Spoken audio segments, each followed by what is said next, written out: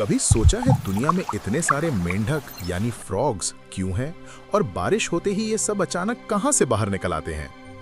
मेंढक कोई मामूली जीव नहीं है। ये धरती के सबसे पुराने सर्वाइवर्स में से एक है, डायनासोर से भी पहले के। मेंढक एम्फिबियन होते हैं, यानी दो दुनियाओं के जीव, पानी के और जमीन के भी।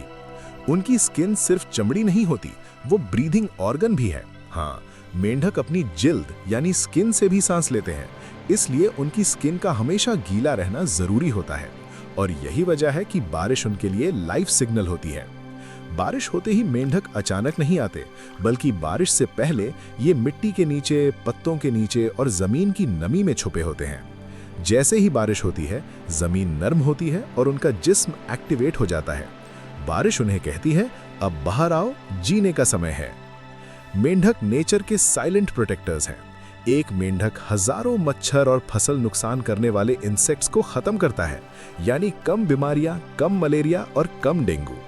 अगर दुनिया से सारे मेंढक गायब हो जाएं, तो इंसेक्ट्स की तादाद बेइंतहा बढ़ जाएगी।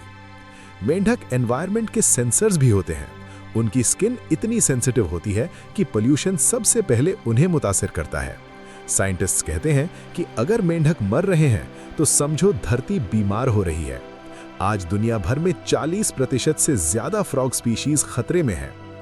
मेंढक सर्दियों में हाइबरनेट करते हैं। कुछ स्पीशीज तो जमकर भी जिंदा रह जाती हैं।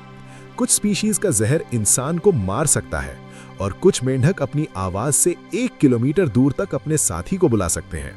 तो अगली बार जब बारिश में टर टर सुनाई दे, तो याद रखना, ये शोर नहीं बल्कि धरती की हार्ट बीट है।